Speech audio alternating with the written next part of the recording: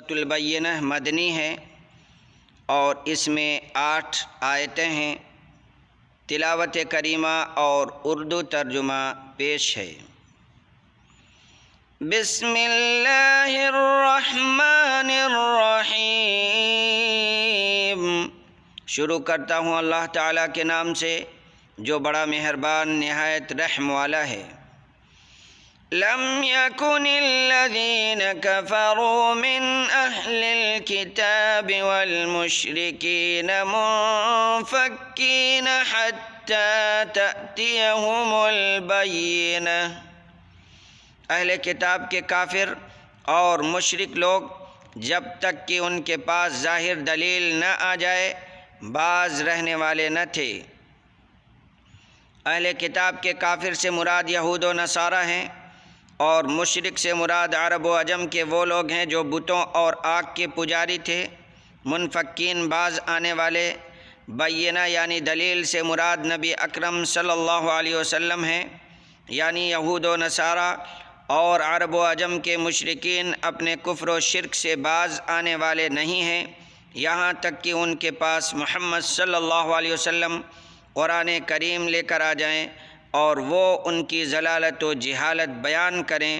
اور انہیں ایمان کی دعوت دیں۔ وہ دلیل یہ تھی، رسول من اللہ یتلو صحفا مطہرہ، اللہ تعالیٰ کا ایک رسول جو پاک صحیفے پڑھے، یعنی قرآن مجید جو لوح محفوظ میں پاک صحیفوں میں درج ہے اس کی تلاوت کرے۔ فیہا کتب قیمہ، جن میں صحیح اور درست احکام ہوں۔ وما تفرق الذین اوتوا الکتاب الا من بعد ما جاءتهم البینہ، اہل کتاب اپنے پاس ظاہر دلیل آ جانے کے بعد ہی اختلاف میں پڑھ کر متفرق ہو گئے، یعنی اہل کتاب نبی کریم صلی اللہ علیہ وسلم کی آمد سے قبل مجتمع تھے، اکٹھا تھے، یہاں تک کہ آپ صلی اللہ علیہ وسلم کی بعثت ہو گئی، اس کے بعد یہ متفرق ہو گئے۔ ان میں سے کچھ مومن ہو گئے لیکن اکثریت ایمان سے محروم ہی رہی۔ نبی کریم صلی اللہ علیہ وسلم کی بعثت و رسالت کو دلیل سے تعبیر کرنے میں یہی نکتہ ہے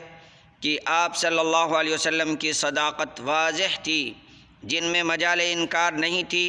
لیکن ان لوگوں نے آپ صلی اللہ علیہ وسلم کی تکذیب محض حسد اور عناد کی وجہ سے کی۔ یہی وجہ ہے کہ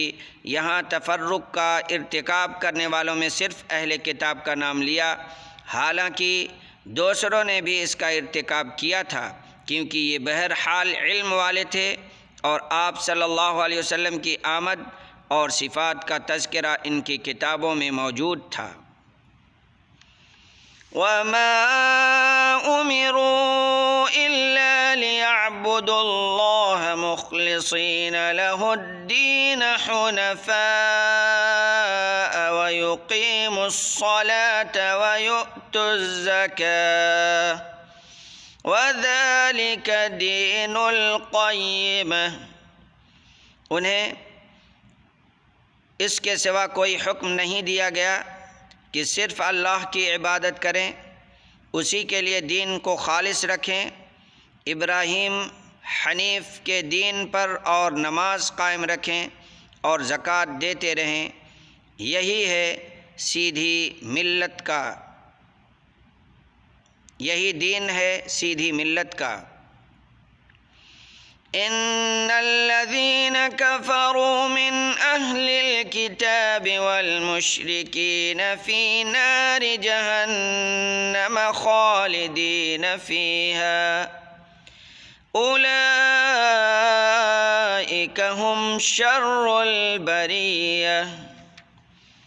بے شک جو لوگ اہل کتاب میں سے کافر ہوئے اور مشرکین سب دوزخ کی آگ میں جائیں گے جہاں وہ ہمیشہ رہیں گے، یہ لوگ بدترین خلائق ہیں۔ یہ اللہ کے رسولوں اور ان کی کتابوں کا انکار کرنے والوں کا انجام ہے، نیز انہیں تمام مخلوقات میں بدترین قرار دیا گیا۔ ان الذين آمنوا وعملوا الصالحات اولئك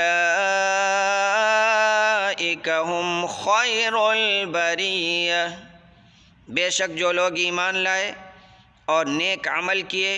یہ لوگ بہترین خلائق ہیں، یعنی جو دل کے ساتھ ایمان لائے اور جنہوں نے اعضاء کے ساتھ عمل کیے وہ تمام مخلوقات سے بہتر اور افضل ہیں۔ جزاؤہم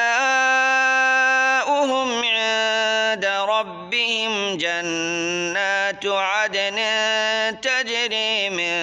تحتها الانہار خالدین فیہا ابدا